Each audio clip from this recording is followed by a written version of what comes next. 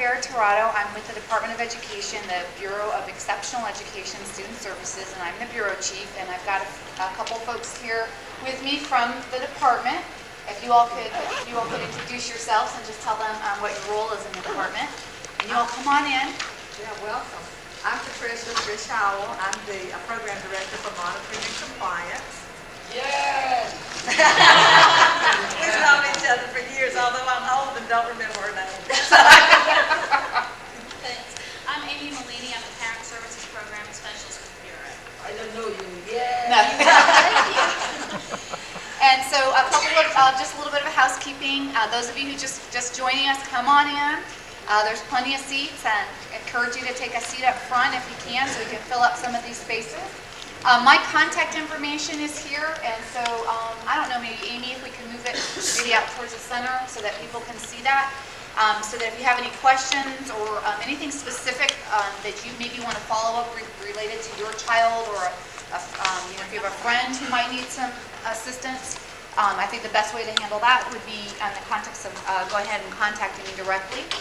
And what my goal today is to provide kind of an overview of where things are in terms of the programs, from perspective for students with disabilities, and looking at the outcomes piece and what our goals are for our students, where we are with the data for outcomes, and then a little bit of legislative update to talk about some of the new bills, one that presumably will be a law. I don't suspect the governor's going to veto it, but we're going to go ahead and be able to talk about that, maybe if you have any questions related to that. So come on in.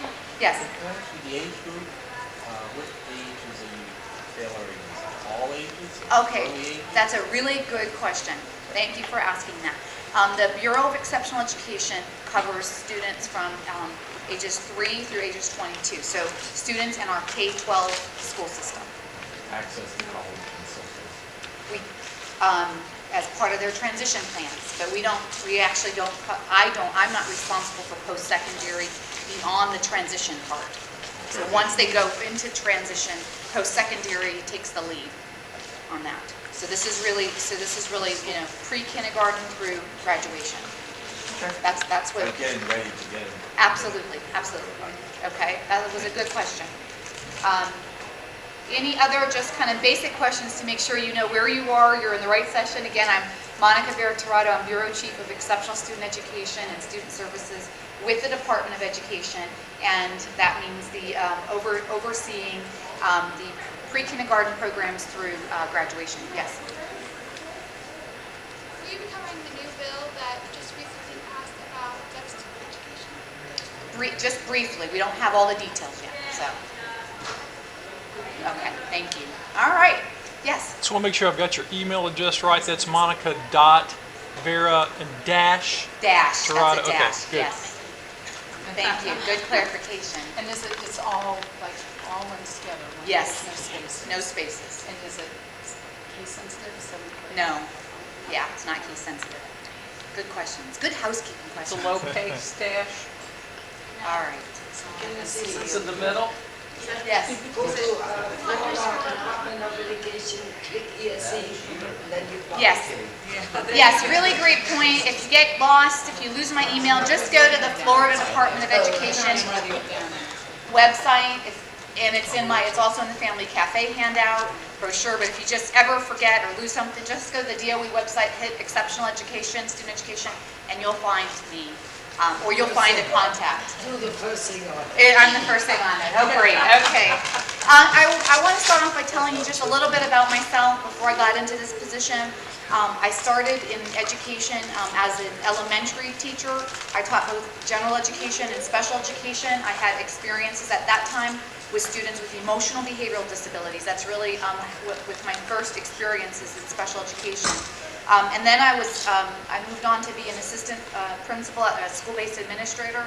I worked in Title I programs. Those are programs that serve students who come from high poverty background. Also worked in curriculum instruction. And then my last 8 years at a school, I did all of this at a local southwest or mid-central Florida school district. Then I served as the local director of special education for about 8 years before I took this job at the state. So most of my experiences come from the the school classroom level. I also am a parent. My husband and I have 4 children together. The 2 oldest, my biological children, both have disabilities, learning disabilities, and also comorbidity with mental health related conditions. And so, you know, everybody's story here is different. And so I'm certainly not here to say that, you know, I understand where everybody's coming from, because I don't. Everybody's story is different. Everybody's story is unique. But there are some pieces I think that we all share in general as we seek to have, you know, our desires for our children to have good, healthy lives, and that they can transition into adulthood and be successful and be independent. And those are my desires as well for your children, as they are for mine. My oldest are now 23 and 21, and they're still, they're not right where I want them to be. They're still, the disability impact is still a struggle, and on a daily basis. But I'm glad that they're making progress. And so I hope that we can. One of my main goals is in reaching out to parents is I'm always going to do the best that I can, and sometimes there's things that are beyond my control that I don't have the authority to fix. So some of you who you might have emailed me or contacted me, and maybe there's been frustrations in some of the things. I always do my best though to explain to you what the law allows me to do, what I don't have the authority to do, and then whatever I can do to help with bridging gaps in terms of, because that's my philosophy, is if we can get on the same page, then our focus will be on the students and the children rather than the adults. And as soon as the adults are, it's almost like in a family, in a home. When mom and dad are not seeing eye to eye, the children suffer. And even when we think the children don't know, they don't realize that we're arguing or we have disagreements. The children or the students always know. And so my heart is really in how do we build relationships? How do we find points of agreement? So that we can keep the focus on our students, because at the end of the day, that's everybody's desire.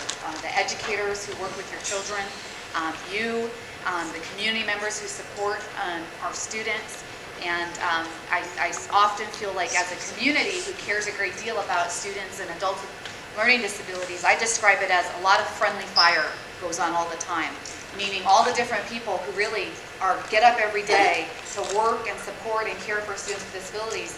But because it's such a challenge, we are often finding ourselves, you know, at odds, as opposed to uniting and really advocating with one voice for what is it that we can do to improve services, and then long-term those outcomes, because that's the most important thing, is those long-term outcomes for students with disabilities as they transition to becoming young, independent adults with disabilities. So I just want to kind of start off with that, so you know a little bit about who I am and my perspective. So one of the things that's really important is from the state and federal perspective. Yes. You mentioned about the long-term projections of whether you're like successful. Yes. Is there anything in place now to measure that going forward? Yes, I'll show you some data. And just for the sake of time, I only have an hour. Okay. I'm going to try to go through this and leave a little bit of time at the end for questions, if that's okay. So I Yes. noticed at the end, Just as soon as I say that. Is there a copy of this presentation available, hard copy or online somewhere? I can make it available online. Yes, Great. I have some, you'll see in a second, I literally just got the latest state assessment data. Literally, like just this morning was, the press release was made available. So I want to make sure I clean it up a little bit, Okay, all but I right. can make this available to y'all. So the department's mission, of course, is to improve student outcomes for all students, including students with disabilities, to be sure that our students are able to compete both nationally and internationally in an ever more competitive environment, a work environment that demands really high-level skills. And so we have 4 main priorities, and that's high student achievement, seamless articulation and maximum access, having a skilled workforce that contributes to economic development, and making sure that our services are both quality but also efficient. Now, these are broad and for everybody, but I really see these when we think about the lens for students with disabilities. The articulation is even more critical, right? Making sure as we're going from placement to placement or school to school, that we have good, solid transition plan so that everybody knows what to expect. We're prepared, we're planning. Access to me is access in terms of into the least restrictive environment, making sure kids have access to courses that will be challenging for them and also meet their needs as it relates to preparing for post-school outcomes. And so just as we're going through this, I want you to be kind of thinking of this through this lens. Now, the department, we have a new commissioner. His name is Dr. Tony Bennett, and he's also very much an advocate for persons with disabilities. But our department action plan for all students is that 90% of students meet grade level proficiency targets. 60% of students earn some type of passing grade score, 3, 4, or 5 on advanced placement, international baccalaureate, or a C or higher in dual enrollment course, or receive a rigorous industry certification. Now I want to stop and just talk about what each of these, in terms of some of our students with disabilities. The majority of our students with disabilities in Florida are participating in grade level content and taking grade level courses, okay, and take the SCAT or the end of course exam. Some of our students with the most significant cognitive disabilities take the alternate assessment, and they also participate in access courses, which are modified achievement standards. That's a very small percent of our student population. But so it would still be, though, that 90%, including both students who take ABCAT and students who take the alternate assessment, would reach those proficiency standards. And I'm going to be showing you some of the data as to where we are right now. The 60% of graduates earning this level of achievement, and this is a real rigorous goal right now in Florida. And so what I think, as we're thinking about our students with disabilities, the first step is really ensuring that they have access to these courses, that they have access to IB, that they have access to advanced placement and dual enrollment, and then building from there in terms of getting these high-level attainment. So that is our goal, is that we will see more and more students with disabilities reaching these high levels, but we also have to be sure that the first step always with these types of things is creating access, making sure that's happening. 90% of students graduating in 4 years or less. Now, this is one that I think is a little bit, to me, can be a challenge. The majority of our students are graduating within 4 years, but from a teacher perspective and a parent perspective, I'm always reminding the folks, the policymakers, et cetera, the law allows for longer time for students with disabilities, and there's a reason. And it may be that a 4-year track is not the best for many students. Maybe planning ahead for a 5-year program, high school program, or a 6-year program for some students may be appropriate. And having that flexibility to make sure that we can make those, that IEP teams and families can make those decisions based on what's right for that individual student, and that schools, through our accountability system, won't be penalized. If an IEP team says this child wants, a 5-year program, and I don't mean failing for a year and taking 5 years, but I mean planning your courses strategically through 5 years worth of high school, then there wouldn't be any kind of penalty. And then finding 90% of our students being successful in post-secondary education or employed in a productive career. And that's really what we want to focus on, is it's not so much just 3rd grade scores and 5th grade scores and 10th grade scores, but at the end of all of this, our goal as educators and as parents is, do we raise our children and our students to become independent, as much as is possible for them, being able to be engaged in something that's meaningful for them, competitive work or supported employment. And so that's what we really now are gauging our success. It's not just what happens while you're with us, but after you leave us, what's happened. And so these are some thoughts that come from Alexa Posney, and she served at the federal level. She's now taken another position, but these are really, to me, very important big ideas that I want to continually reflect on. And she called these 5 changers, game changers for students with disabilities. And that's making sure that all the services are totally aligned from birth to 3, so making sure we're partnering with our early steps colleagues, right? And so that from birth to 3, and then students who start receiving services from 3 to 5, and then when you enter kindergarten, et cetera, so that there aren't gaps in the process.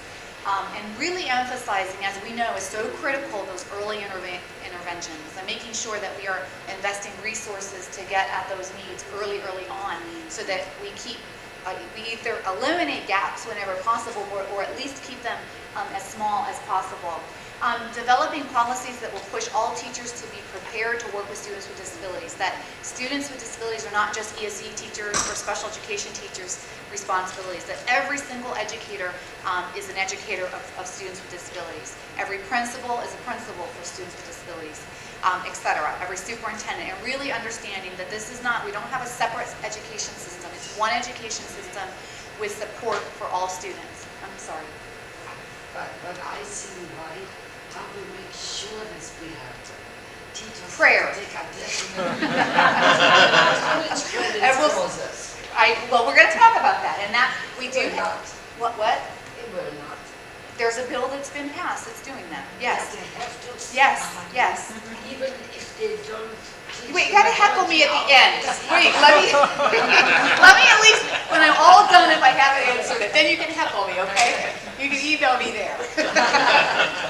All right. Return email. And then also the piece of, I added the piece about parents, because I really think a major barrier to the breakdown with relationships between families and schools, as I really believe that there's not adequate training on how to successfully partner with parents. And I think that what we end up having is folks that on both sides, so as a parent, and trust me, as a parent myself in my own district, I was the director of ESE, my kids were in school with IEPs, and I was nervous going to their IEP meetings. And I oversaw the program. But I was still, as a parent, I'm coming here and basically I'm going to hear about how my child's not doing very well. I kind of know that. I'm going to hear about what they think might work. Some I agree with, some I don't. So I get that. But then on the other hand, I also know that the parents, the teachers, and it's not just me because I'm the director, but I know that teachers are, and you may not realize this, but teachers are very, very, very nervous about IEP meetings. They are very, so basically what you've got is a bunch of folks who are all afraid, afraid they're going to make them, parent, you're afraid because it's like, this is my child, and I'm having to trust you all with my child.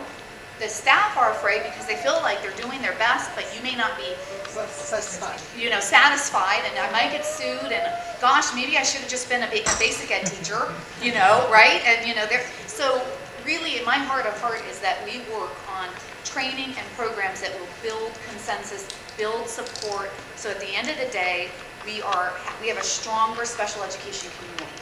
What I worry is teachers will flee from ESE, and they do. So as a parent myself, I wanted to keep those very best teachers for my kids. I sent them thank you notes, and those kinds of things, because I know how much pressure the classrooms are under. And then as a parent, they also need to understand what it is that you're going through, and understand that in many cases you're not angry with them. They don't realize you've had to fight with the insurance company. You've had issues with doctors. Just on and on and on. And you're exhausted. And so they don't know that either. So I really think, and my heart would be that we have training around how to engage and work with families. Also increase that training for families about how to work with educators, so that we're supporting those educators. We don't lose good educators, and also that we provide the support that families need. Because the research is clear. Parent involvement is critical to students' success. There's no doubt about that. We know that. The research is also clear that what the teacher does each and every day with the student makes a significant difference. So we need both. We have to have both. And so we're gonna, my goal is that we're gonna continue to work together. How we're gonna do that, like I said, start praying, and we'll also train. So and pushing, yes. Making sure that we have an accountability system that includes all students, and this is really important. One of the things that I know came out this year with concerns with our accountability system, and perhaps that for some students the testing may not, like our alternate assessment may not be, I'd use the word sensitive enough to really get at small growth for students to have the most significant cognitive disabilities, which is a very small percent. But I know that there's some students here represented of that group. So does our alternate assessment, is it sensitive enough to get at those small learning growth? And we are looking at that to see, and I've reached out actually nationally to say, are there any other measures that other states have used? And so far, they look at us and are like, well, Florida, you guys actually are the ones we looked at first. It's like, okay, well, that's kind of, so we got to come back around. But the question is, and how do we gauge learning for students for whom we may not yet have a known form of communication? And I don't ever want to say that there will never be a form of communication. I'm going to say that we haven't identified it yet. So we're going to continue to look at that communication. So, but one of the pieces that I just want to, every time I get a group of advocates, parents, community folks, it's, I hear the argument or the statement, you know, the student is too impaired to measure their learning through assessments. And here's what I start to worry about. That same argument then could be made, so someone could then say, well, we can't measure learning. Then the next thing is, well then, if we can't measure learning, then why are we sending a teacher? Why are we educating? And then, if you recall, that's where we were before 1975, when the thought was, some students really can't learn, and they can't be educated.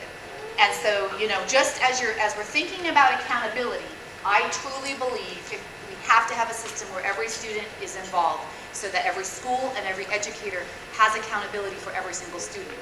Do I think it's perfect right now? Probably not. Does it need some work? Yes.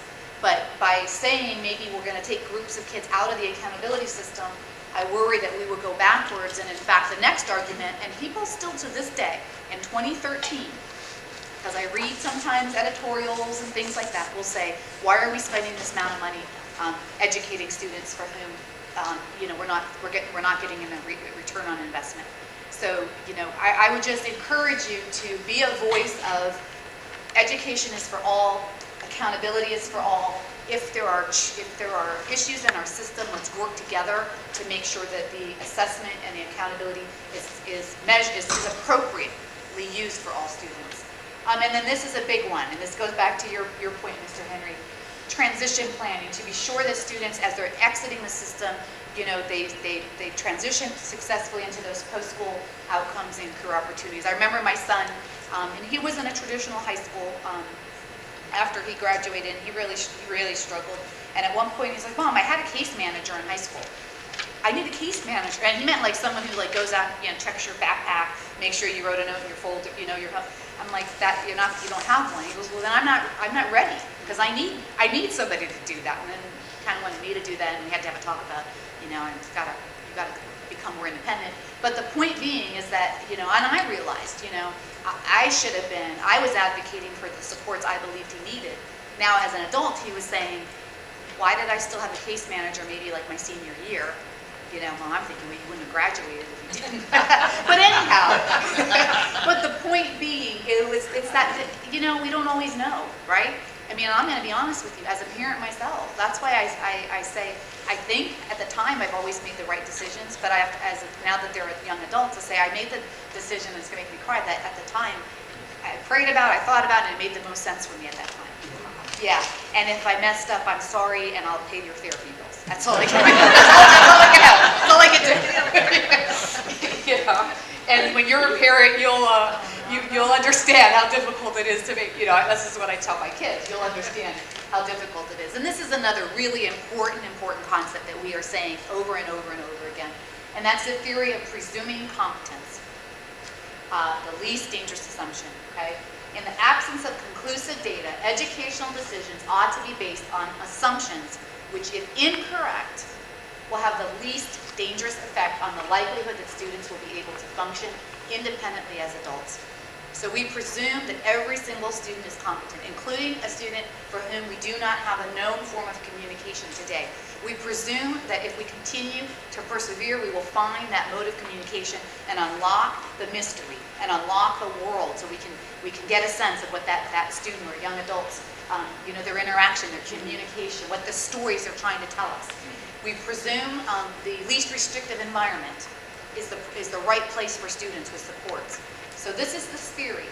And furthermore, we should assume that poor performance is due to instructional inadequacy rather than to student deficit. So every decision we should be making needs to be made on that theory of presuming competence and the least dangerous assumption. So if we're presented with two choices, the idea is if we're wrong, which one will have the least likely damage or effect on the long-term outcomes for the student? And so, and actually this has kind of, we had a training in the fall with administrators from all over the state, and it's now, again, I didn't make this up, and this isn't new. It started originally with Ann Donnellan in 1984, but it's really kind of taken off, and it's been just kind of like a, you know, just use that as your framework for every decision you make. So now we're going to think about and shift to where we are as a state in terms of how are we doing with results-driven accountability. And I want to stop for a second and say what that means is results-driven accountability is talking about really measuring the success of special education on the results, as opposed to on compliance, as opposed to, you know, oh, well, we did great if everybody signed the IEP and we've got the right date. No, we did great if the student transitioned successfully into adulthood, you see. And so pretty much up until this point, most of the measurements for IDEA have been on compliance. Dates, names, did a form go, you know. And I will tell you what I've experienced all these years, and this is almost my 20th year now. Actually, it is my 20th year. Is I've never had a parent who was highly satisfied with their child's learning ever call me about an issue with an IEP. Never. I've never, do you understand what I'm saying? In other words, when parents know that their child is learning, and they have evidence that their child is learning, and they feel safe with the team that they're working with, I've never had them call and say, the date was wrong, or never. Now, what typically happens is when things are not going well, and parents are not feeling like their students are learning, that's when you begin to get calls about the IEP, because that's the tool. That's exactly right. That's the safeguard. And in fact, I will be honest with you, you guys probably have had this experience. Probably some of your favorite teachers that you've worked with over the years were the worst with paperwork. Honestly. No, really. Probably the most creative, best teachers that you loved and you thought, man, if this teacher could follow me with my kid forever, I would be so happy. Probably were not the best. I hate to break the bubble, but you probably weren't even really paying that much attention, to be honest, because you saw your child learning and thriving, and they were probably the teachers that said, oh, I just want to teach and do lesson plans and have help my kids to grow and learn. And so what we really want to do, though, is we want to encourage more that focus on teaching and learning. And it's not to say that we cannot ignore compliance. We have to maintain compliance. But to say that, we want to incentivize our teachers that the majority of their efforts and energy should be spent on good teaching, good instruction, and building those relationships, those partners with families. And take away some of that fear and that pressure about making sure that you've got this paperwork, perfect. And that's the number one reason the teachers, and I'll tell you, every year we lose many, many ESE teachers who go to basic ed. Some of our best ESE teachers leave to go to basic ed. The number one reason is because of the paperwork. And the fear that they have that they're going to get something wrong with the paperwork and be in trouble. They need the paperwork. Everything is done. I know. I'm just saying. We need good teachers too. So we've got it. I'm just saying. I'm reaching out to all of you to say, how do we create a system that focuses on the accountability is on the student outcomes, right? That the students are getting what they need, that we're protecting their rights, and not create more work for teachers so that they're not focused on the most important thing, which is I want them planning lessons. I want them, Help. Exactly. Give them the right teaching methodologies. All right, so here's our breakdown right now. The majority of our students are in this SLD category, speech impaired and language impaired.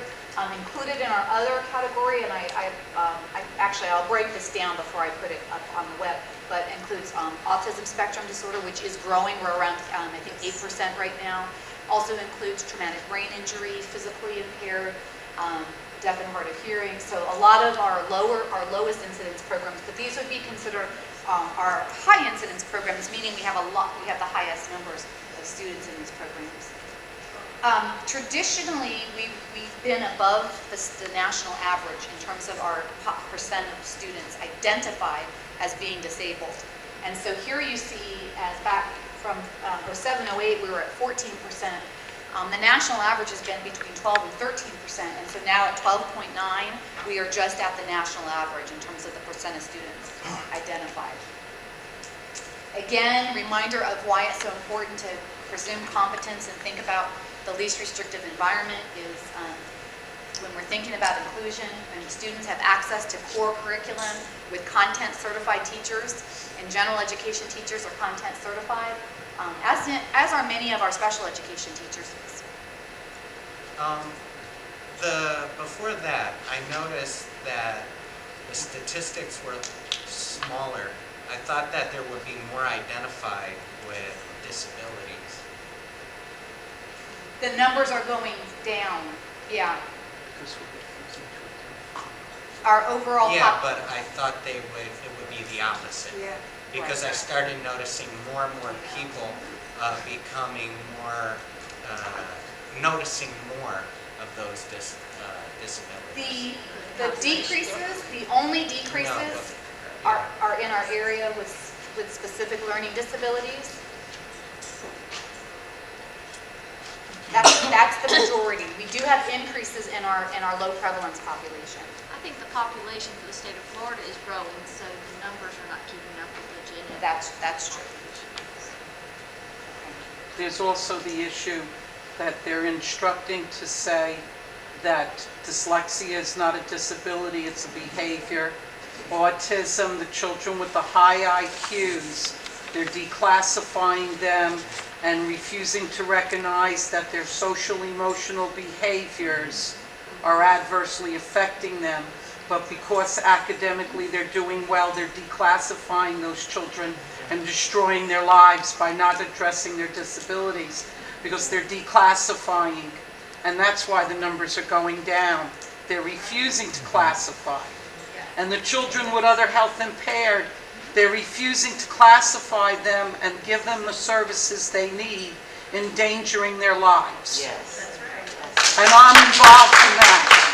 Because it shouldn't take 6-7 years to get a kid with a heart condition, a 504 plan that says on it, call the 911 and have first responders if he collapses. 6 years to get that on a 504 plan. And Ms. Linda, I don't disagree with the concerns that you're raising. So But I'm there in the trenches, and I know why the number's gone down. But understand, still having said all of that, we are still above the national average. Okay, so if we were to see an increase, the question would be, what groups in our state are we identifying as disabled that perhaps are not being labeled in other states?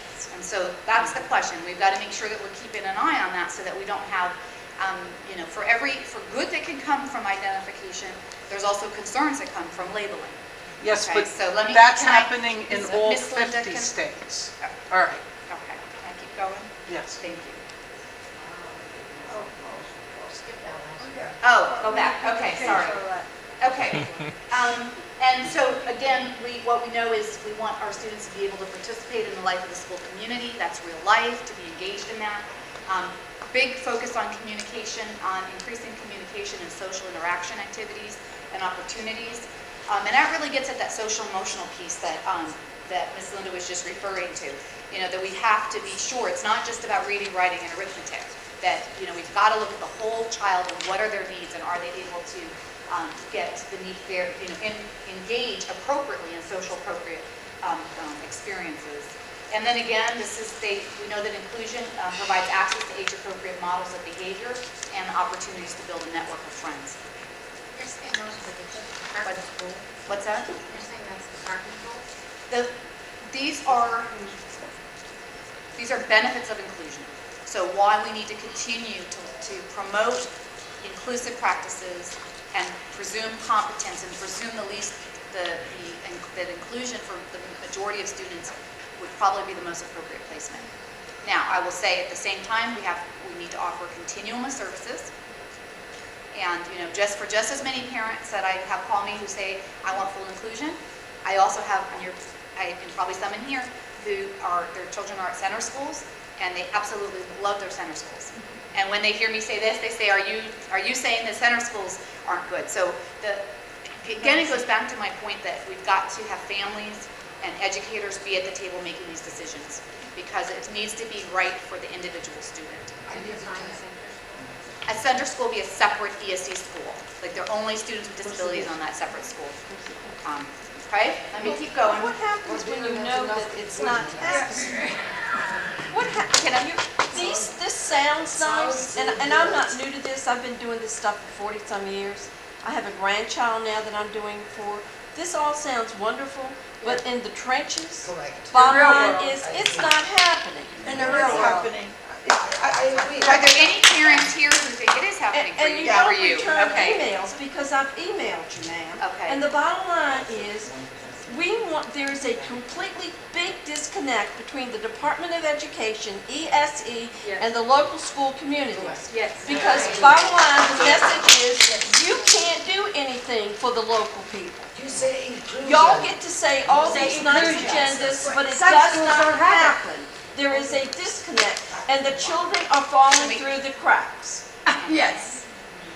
What would be helpful is if you allow me to complete this presentation, and you're right, I have actually many people in the room here are folks that you have contacted me and members of the department this year and for many years. So I do know many of you, and I do return emails, and so does Ms. Howell and other folks. So I do, and I appreciate, there's many advocates here in the room, and I know you're very passionate, and I understand the concerns, but if you can let me finish some of this, at least you can get a sense of where some of the data is, and we can then talk about some of the ways to move forward.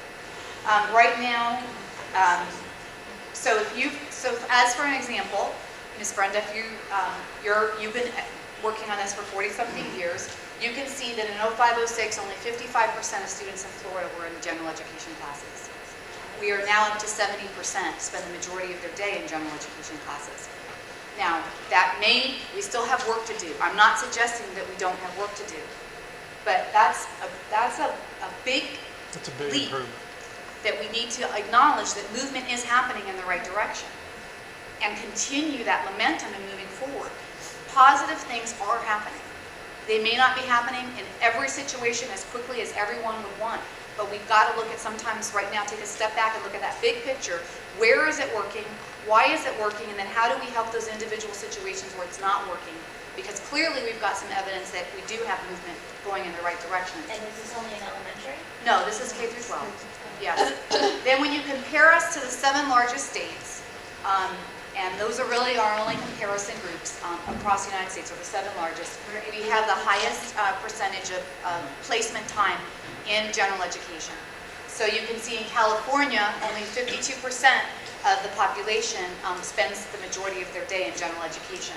And now that was last year's data, so we are now at 70. So I will get the data from the other states to see how we continue to compare. But our goal is to continue to increase that number.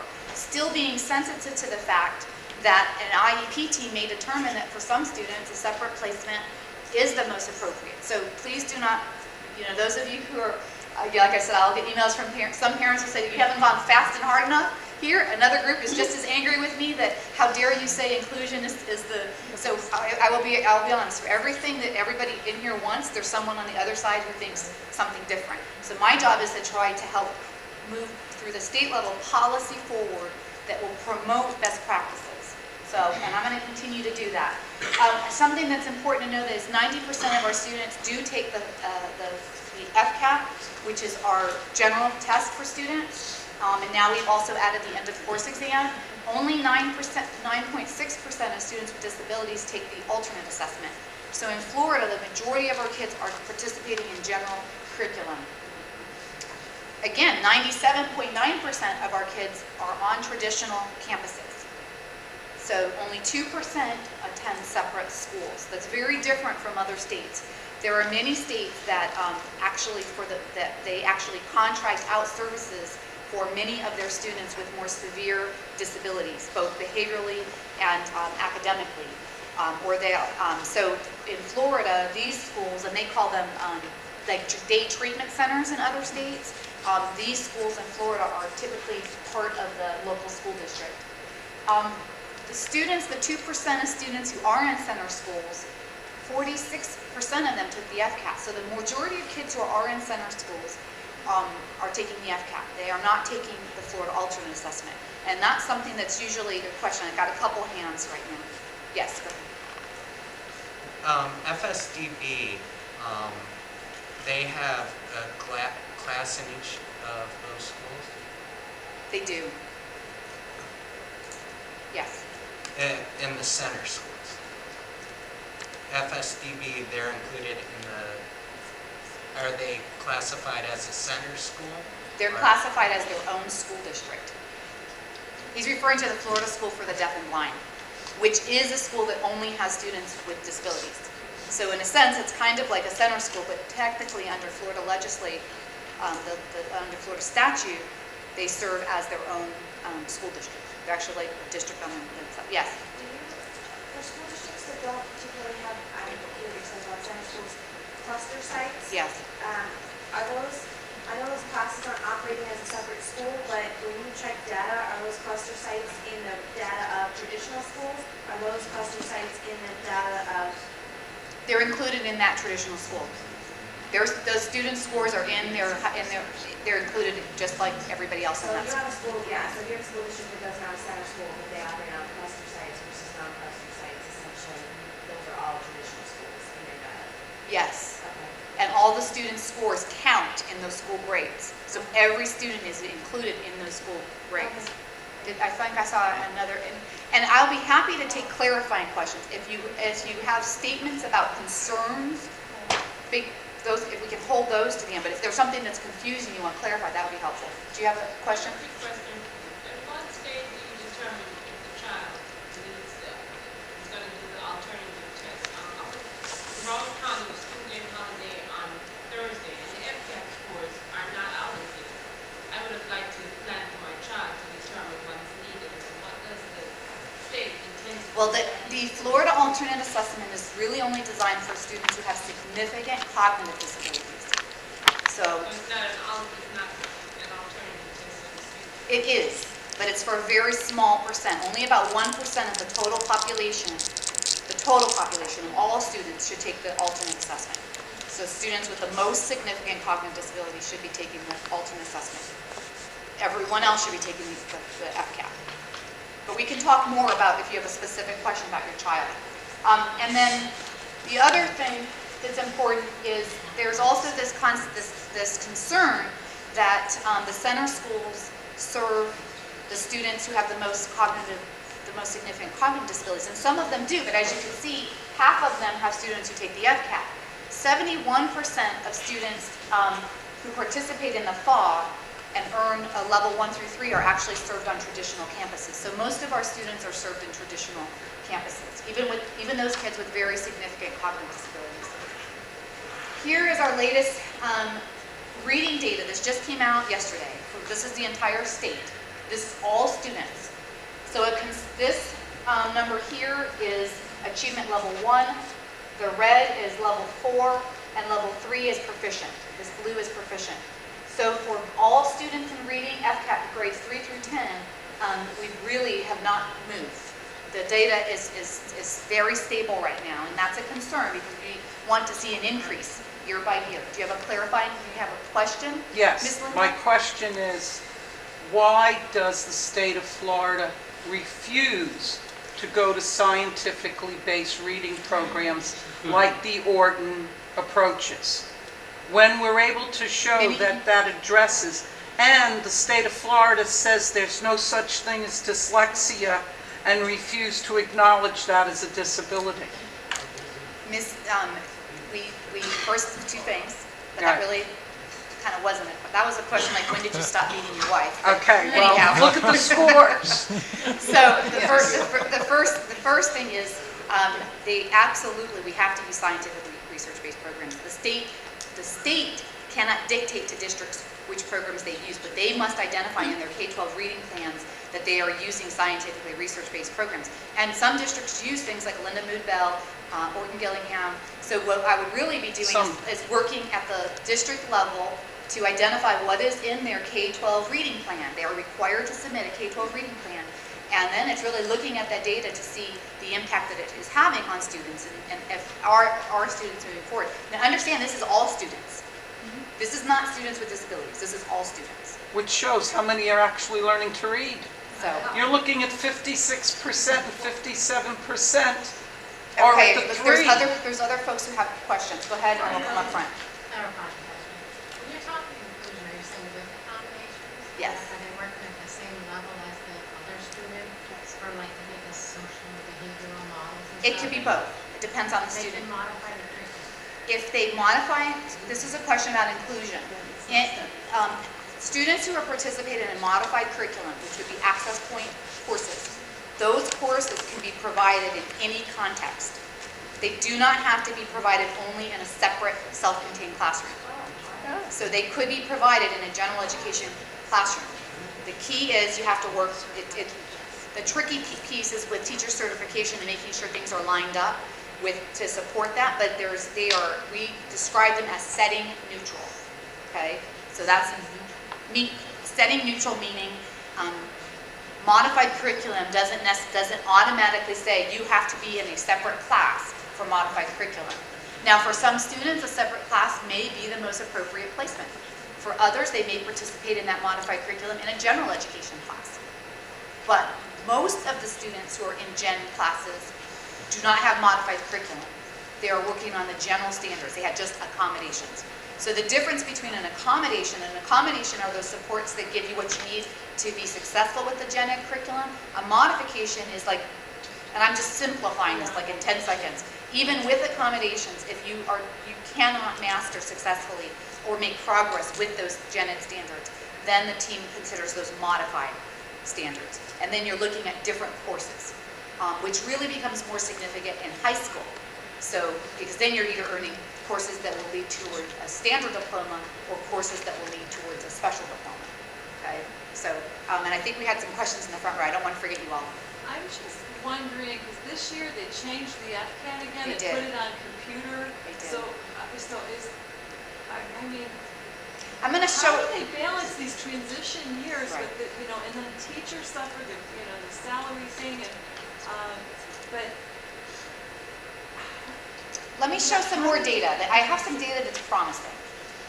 Before we get too depressed with this, I do have some data that's promising. My question is, why is it so low? Why would you set your standard for achievement so low? Why aren't we going up with the 80%? Why can't that be what our goal is? Our goal is actually 90%. I would think the 100 is actually what I would expect, but it seems Right. to me like even in your 60, I just want to have to hear why our achievements are so low. Yeah. I mean, that way we're successful, but we're still not really that Well, no, we're not successful. meeting. We're not meeting. Our goal is 100, and our target is 90. So what this is saying is we're only at 57. So we haven't. 57 is not our target. Well, I thought you said something about 60. No, that's 60% of kids passing advanced, and those are really rigorous courses, advanced courses like International Baccalaureate, advanced placement, dual enrollment. That's when you're in high school, you also pass a college class. Oh, because I thought that was just about maybe. No. Sorry if that was, but thank you. Those are the good clarifying questions that I want. And then when you look at students with disabilities, you can see we have a gap. We continue to have a gap, and we've got to close that gap. And it's pretty much, we're seeing the same trend in general, that there's not much movement. And we're also not making the progress that we would like to see in terms of closing the gap on the FCAT. But I'm going to show you some other data in a second that gives us a different perspective. This is, let's see, that was third grade only. This is, hold on, sorry. That's grades 3 through 10. So you see here we've got level 1 is 45% of students with disabilities scoring level 1. Clearly we have a lot of work to do. 26% are scoring level 3 and above, and 10%. So this hasn't moved. It hasn't changed statistically. So is level 1 the highest level? Level 1 is the lowest level. So we want to reduce the level 1. Now here's something that's very interesting though, when you look at and you compare the data for students with disabilities, is that technically, for some students, not all, but for students, let's say their only issue is learning. If they begin to be proficient, then under both for students with disabilities and English language learners, also when they begin to be proficiency, we really should be considering as a team, do they continue to need services, and possibly they may not meet criteria and possibly dismissing them. So what happens with both students with disabilities, this group, and English language learners is that you're going to constantly have a population that in order to be considered and be eligible, they have to not be meeting standards. Does that make sense? So your denominator, so it's kind of tricky, and one of the things I'd like to advocate for is that in terms of a policy position is that you can include students, any student who is ever identified as having a disability. Because we have some places that actually have dismissed students, they haven't needed the services, parents have not complained, they've agreed the student needs the services, they don't count then anymore in that data in terms of students with disabilities who are meeting proficiency. So that's a piece that I think kind of needs to be tweaked or looked at. That's just my thought. And then when you look at our math, this is just a grade 3 because that came out first. Again, you see relatively stable. This is grade 3 through 8, and why we don't have high school for math is because they take the end of course, which we're going to look at in just a second. Yes? According to that data, there's not going to be that there's actually, I thought that it would be a big change between the FCAT and the FCAT 2.0. But according to the data, it hasn't been a significant change No. in the result of No, you're right. You're right. And I don't have, I mean, this all just came out, so I haven't been back to the department to talk about what conclusions or analysis that we might be looking at with that. But here you see something that's a little, here you see that we've got for level, let's see, level 1 for math has gone up a bit, level 4 has gone down, and level 3 has gone down for FCAT. But, and that was for all students. And you see the similar pattern, actually you see a different pattern for students with disabilities. Okay, so see what, so this is all students, right? For students with disabilities, this line here is achievement level 1. We went down a point, okay? All students went up. So that's a good thing. We reduced by 1 while all students went up. We increased level 4 by 1%, and we increased level 3, which is proficient, by 1%. So in math, we actually had slightly, students with disabilities as a whole perform slightly better than all students as a whole. So that's a, I mean, but not much. I mean, it's just a point here and a point there, which is, and then here's our writing scores for students with disabilities. We've increased, we went from 55 to 58%, and then, so you can see in each area we went up in writing, and I'm really proud of the writing because I think that's really good. So a strength has been the writing. Do you have a question? Yes. No, I'll go back to the reading. What do these levels equate as far as reading? What is their age? What is the grade level at? Like FCAT 1 level? What grade level you start to do It means that? for each grade, every time you take the FCAT, you get a score. No, I know the score. I understand what I'm saying. What's the equating as far as the grade level? Because you know, 5th grade is considered, that is like the minimum standard to be able to be functional out in society, learning how to read. So I'm just wondering, do you have the FCAT level, have a particular grade level associated with it so that you know at least your children are having reading? I understand your question, and I don't have data to answer that today. Okay. And here's where we go with our Algebra 1 end of course exam. And I got to hurry up because I know we want to talk about Bill, but I want to finish going over this real quick. So this is all children. We've got new increased level 3 and level 4. Level 1 went down. This is students with disabilities, grades 6 through 12. And yes, we do have students with disabilities as young as grade 6 who are taking and passing Algebra 1. So, and it's thousands of kids with disabilities who are actually taking Algebra 1 in middle school. So going back to one of the earlier points that I make is continuing to increase access for students with disability in those most rigorous courses when it's appropriate for them. But what you see here is achievement level 1 going down for algebra and achievement level 3 going up by 3 points, and achievement level 4, which is the highest, which means you are ready to meet college standards, went up by 2 points. So I'm encouraged by the end of course exams. I'm puzzled by FCAT. I'm puzzled by the changes. You know, we've changed from FCAT to FCAT 2.0. Puzzled that we've not really seen it. I think statewide people are kind of talking about, you know, we got to analyze and figure out what's going on with FCAT. But this is end of course. This is algebra, so this is pretty powerful. And then when you look at our geometry, what you see here is also, these are all students. We've seen some increases. And then for students with disabilities, for grades 6 through 12, 34% as opposed to 28% scored a level 3 or above, which is passing, and 11% scored a level 4 or above. And there's our level 1. It's not okay. We still have a lot of work to do. And please understand, I am not suggesting that there's not a ton of work to do. I'm not saying that at all. As a parent myself, I'm not saying that at all. But what I'm saying is what we want to keep looking for is, are we moving in the right direction? Do we have things in place to continue to move us forward? And then in our biology, this is all students. And we went up 6% percentage points for kids, students with disabilities taking biology, scoring level 3 or above. and we went up 2% for kids scoring level 4 or above, which is college ready. It means they took a biology course in high school. Remember, biology at some years ago used to be an optional course. So this is good. That means kids with disabilities are not only taking the courses, but they're passing the courses at a pretty good rate. We need to reduce the number of level 1s, obviously, on those end of course exams. This is the data that I think is important that we pay attention. This is the NAEP data, and the NAEP data compares us to other states, compares us nationally. It's norm referenced. And so at the same time, our data in Florida shows us being stagnant on the FCAT. What you see here, this is 4th and 8th grade math. What you see over the years, for the most part, Florida either beats, this is Florida, in 4th and 8th grade, either beats or meets the state. In a few cases, you see a slight dip where we're right below the national average. But overall, we're either at or above the national average. So where our FCAT, remember, we have really stringent, high rigor in our state. So yes. Sorry to interrupt. Anybody here belong to Tori or Caleb Love? Okay, thank you. Okay, Sorry. thanks. So whereas we're, I think you guys get the point. Let me go to reading. Same thing with reading. Here you see, this is Florida for 2011.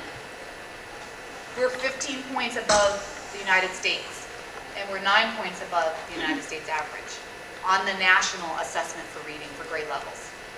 So I think it's important to look at both pieces of data to understand that when we set the bar high in Florida, that we need to look nationally. And internationally, our 4th graders in Florida scored, I think, what is it, 2nd on the international? There's an international test, and we either scored 2nd or 3rd internationally in our reading for 4th grade students. Yes? We keep comparing to other states. What is the ratio of disabled children in Florida compared to the other states? Are we higher or are we lower than the other states? What's the comparing ratio of children? That was one of the first slides I showed, and we've been slightly higher. We're right around the national rate, but I will tell you, some states, we're at 12.9. Some states are at 8. So there are states who would still say we over-identify. Now, many people in Florida feel we're not identifying enough, but there are states that, and what they do is they have more kids under 504 and less under an IEP. So, this does not include any gifted. No, this is only students with disability. Good question. This is only students with disabilities. These are not including gifted numbers. Unless they have a comorbidity, if they have renal, they are included, right? What's that? If they have a comorbidity with both, they are included. Yes, if their primary was an SWD, then yes, they'd probably be included. Yes. Do the kids take this national test and this international test that compares, or is this comparing data for something? No, they take it. And in fact, Florida has what's the test? What's the placement? It's actually called the NAEP. When do they take this? I've never seen my son make school. I can provide, if you email me, I can provide more detailed information. I've heard of bad, I've heard of... No, it's the NAEP, and what happens is, and they also, and it's interesting, and I got to find the article about this, but Florida was recognized, first of all, for having the highest growth for students with disabilities on the NAEP out of all the states. And also we have the largest, we test in our testing pool, one of the largest samples of students with disabilities. Some states they hardly include any students with disabilities when they take the NAEP test. So that's the other thing. And so it's very interesting to start to look at that from a national perspective. Did you have a question? So this is when you say a certain percentage selected to take the NAEP, it's not all students. They do a sample. They don't. Exactly. They can't pick. They can't say like we're going to have, It's not announced. Regular assessed children, not alternate assessed children. Right. Okay. Yes. These would be. That's a good clarification. Actually, my daughter took it this year, and it was unannounced. They showed up at the school, and they took a sample, and that's it. They don't even share it with the school. They share it with the state. So the school is not penalized for it. Thank you. Yeah, thank you. So actually, you're My daughter took it this year. This is the first time I was at the. Is she going to help our data? I think so. Yeah. All right. Yeah, I knew about it at the SAC meeting. That's Okay, why. very good. Well, I'm glad you're a part of the SAC.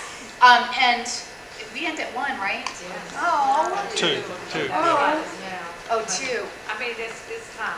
It is time. What happens? Is there a session right after the 30 minute break. 30 minute break. So what I am fine, I can continue on, and people who need to leave can leave. As long as the computer can leave pretty soon, because it's the same one going for mine. Okay, all right, okay. Let me just. And the projector. Okay. I did want to show you just quickly, and this is really important, but we need to spend just as much time focusing on our alternate achievement standards, our students taking our fall. And so our goal, these are the level 7, 8, or 9 are considered the highest. And then we've got 6 levels, 3, 4, 5, and 6 are proficient. This is like exemplary, this is proficient, and this is emergent. And so what our goal is to see these numbers here obviously going down while these numbers go up. So we do see not as much as we would like with the mathematics. We've kind of got things all over the place, so we've got to really focus on those mathematical practices. With the writing, we see that a pretty clear pattern. With the science, we see the highest obviously here at level 6, but I'm glad to see we've got some movement in the right direction. I need to put this in a graph, but what this basically shows is that we are improving. The commended is the highest level, right? And so going back from 2009, we went up to from 29% to 31% in commended. The other areas pretty much stayed the same. For reading, we went up from 42% to 46% at that highest level commended. Our goal is to continue to improve that. And there you can kind of quickly see some of the trend data. But we want to reduce here, increase here, and here. And with the writing as well. That's our science. Okay, quickly, I want to talk about dropout data. I'm really pleased that this is our state data. The state has stayed the same. They're at 1.9. Our students with disabilities continues to decline. We're now at 3.4. The goal is that we have no dropouts. You know, it goes back to your point, is the goal, what's the goal? The goal is 100% and 0. 100% of kids graduating, 0 dropping out. But we are moving in the right direction. I'm glad we made some movement, even when all students did not. Our graduation data continues to increase. This is all students. These are students with disabilities who graduate within 4 years. We won't have our 12-13 data until December, and here's why. Because even though we have a bunch of kids graduating now, or just graduated, probably some of you are aware, because there's also kids who didn't quite need it, who take summer courses and graduate in August, and then some who might graduate in December. So we get that data, and those will all be considered 12-13 graduates. We also have this data that tells us any student who graduated at any time, whether it was 4 years or not. The majority of our students are graduating with a standard diploma. You can't really tell from this graph, but back in 07, 08, we were at like 60, I think I can't see my notes. Back in 07, 08, more students were graduating with a special. This number was lower and this number was higher percentage-wise. What we see now is that percentage-wise, we are, I think, at 67% are graduating with that standard diploma. Now, this is something that I really want to show, and why we need to focus on standard diploma and continue to promote that. When our students graduate with standard diploma, this is all graduates, and this is graduates of students with disabilities. And this is where, when we survey them a year after graduation, there's a data collection process to get this information. 44% of all students were found employed. 41% of students with disabilities were found employed. Now, when you think about the gaps that we have in other areas, I mean, we're talking about gaps like 20%, 30%. A 4-point gap for employment means our kids are competing for jobs. They're competitive out there in the workforce. Then you look at average earnings. Actually, for students with disabilities who were found to be part-time employed, they were making more money than all students found employed, part-time employed. 14% of them were found employed full-time. And then their average earnings for full-time, there were more of them employed full-time, but they made slightly less average earnings than all students. I have a question. Yes. Where will you get your data? This is from the, it's called the FET kit. If a kid graduates from high school, Yes. right? Yes. how you contact a child to know that they be working or not? Email me and I'll send you it's a very sophisticated process. It's not me. It's done by the Florida, who knows what FETFIT stands for. It's somebody, I'll get it, email me and I'll get it to you. But it's. Nobody contacted us and say, hey, you want to go or not? They don't contact the parent. Yeah. I have a child who was, yes, he's done at the road. Yeah. But nobody contacted us. Yeah, I didn't get a call either as a parent, but I will tell you how they get that information. Okay, but here, and it's not just students with disabilities, it's all students. This is all students. Okay? Then when you look at 90% of all students are making minimum wage or less, as compared to 86%, and then making a higher rate, 13%. So students with disabilities were actually making a higher rate than all students. And then when we look at continuing education, this is an area I think we could definitely focus on. There's a gap here. 66% of all students were found in continuing ed, and only 46% of students with disabilities. But one of the things I think is exciting is that our students with disabilities are taking advantage of those offerings in our Florida college system.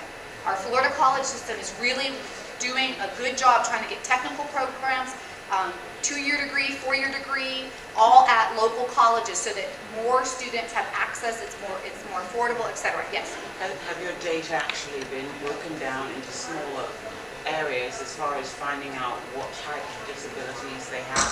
Because that, to me, it could be just a child that needs articulation or some speech impediments. So not to say that they don't have a disability, it is, but they're...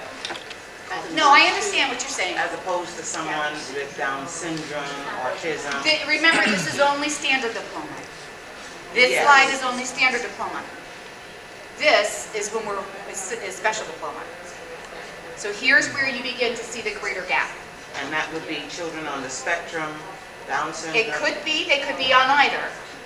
Depends on the student. So I don't want to, but what you're saying is students with more significant disabilities would be more likely to be on a special diploma, and here's where we see the gaps, and these are the areas that we really need to continue to focus on. And particularly, we've got students now that employers didn't ever even think of as potential employees. And now we're trying to increase awareness to show employers that students with adults with significant disabilities are excellent employees. And they can go on to post-secondary, and we've created more post-secondary programs for that. I see that there's more questions. Just really quickly about the bill? Yes. Yeah. Yeah, all right, let's Dying go. to hear that. All right, let's go to the bill. Look at all we got. Oh, my goodness. So we can get all these. 90 You're going to hang this on your website. Oh, my goodness. Okay, we'll just go to this last one. What? We got a lot of bills. That's the first thing. We have a lot of bills. But the biggest bill is going to be and our gentleman, he's left, he asked about this one, is 1108. There we go. So That's the one. 1108 has several different provisions that are pretty significant. The first is that it prohibits districts from discouraging or attempting to discourage participation of individuals in an IEP meeting. Now, let me also start by saying that this is still just a bill. It's not a law yet. So the governor has the opportunity, obviously, to veto any bill that hasn't come to him yet. I don't know if this is on his desk yet or not. But if he does nothing, and then it becomes law. So he either, with any bill, he either vetoes a bill, or if it comes to him and he does nothing, it just automatically becomes law. And it's set to become law July 1st. So there's not very many days left, in other words. So we'll know very soon. I don't anticipate I don't think anybody's anticipating a veto. But I just want to make sure it's clear it's not actually a law yet. These meetings would include not just IEP meetings, but 504 meetings, family service plan meetings, and there would be a requirement that parents would sign a form at the end of the meeting to say that whether or not they were discouraged from bringing individuals of their choice. There's also a piece in this bill about reimbursing charter schools monthly. So that goes on a little bit. So those of you who are more interested in charter schools, send me an email. I can give you more of the details there. Yes, you have a question? I just have a question about charter schools. I heard that that charter schools are not necessarily required to be accredited. Is that true? No, they're part of Or actually. not your thing. Not your knowledge. Well, I can get that answer though. I think it depends on the district that they're in. Yeah, I Yeah. know from Orange County, my daughter is in charter school and she's compliance with the OCPS and everything. Yeah, I think it would depend on the Well, that district. seems Yeah. completely Yeah, wrong. yeah. So it wouldn't be required to be accredited. I know you need to let Okay, this. sorry, go ahead. It also defines the various centers, settings that students may be found in. For example, self-contained, resource room. It all and defines inclusion. So it gives a kind of a state definition of inclusion, which I can, there's limited details on this slide. But if you look at the statute for the bill itself, you'll see that. Requires that each school and each school district conduct an assessment on best practices for inclusive education. And the results of the assessment must be made public and included in the school district's state performance plan, special policies and procedures, requires that parents provide consent for 3 things. And people might say, well, I thought the parents already had to provide consent. There really isn't consent provided here. For students, in order for students to take the Florida alternate assessment, for them to participate in access points, those modified curriculum, so basically our modified courses, our access courses, and placement in ESE center. So parents would need to provide consent to that. If the school district and the parent did not agree formerly, then the parent would need to take the school district to due process. What this law does is it flips that, and it says if there's not agreement, then the school district would need to take the parent to due process, and the child would stay in the placement that they are currently in while that's happening. So this kind of just explains that a little bit more. It also allows for private related services personnel to provide services in the school setting. It does require, however, that the teachers and the providers and the principal come to agreement as to when and where those services should take place. It also allows for some exemptions for the assessment. And this is kind of the piece that I said as a person who really wants to be sure that the movement we've made with special education, this allows and more flexibility for possible exemptions from being included in the accountability system. So of course my caution would be that, thinking about how are we sure though that the kids are held accountable. In other words, when I showed you data about kids who are included, people were like, it needs to be higher, we need to do more, and I agree. Yeah. So if this happens and tons more kids aren't even testing, I'm not sure how that supports what advocates and folks who are supporting the disability movement are getting at.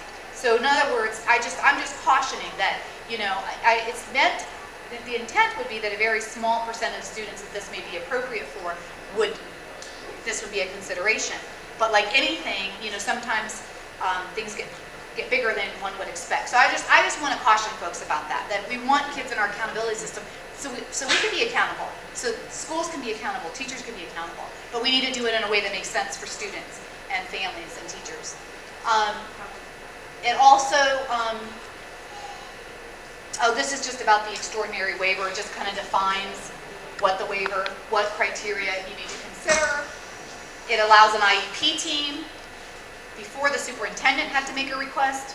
Now it allows the IEP team. So every IEP team across the state can decide whether or not they want the child to participate in an assessment. Then if they take that to the superintendent, there's an opportunity for the superintendent to grant it. If not, it goes to the commissioner. If the commissioner doesn't approve it, then the parent could file like a due process against the commissioner of education.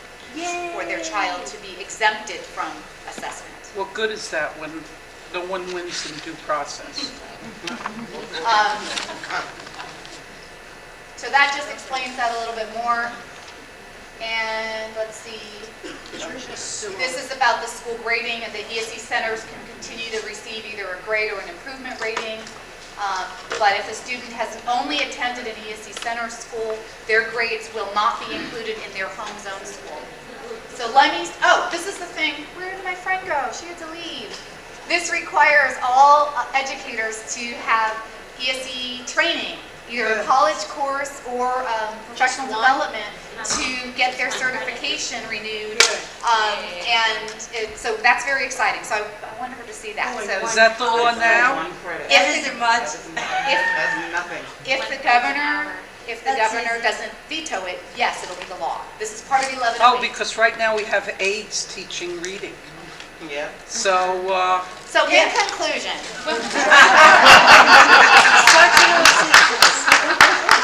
all things are difficult before they become easy. And I thank you for your time, and I look forward to hearing. Oh, clap, all right.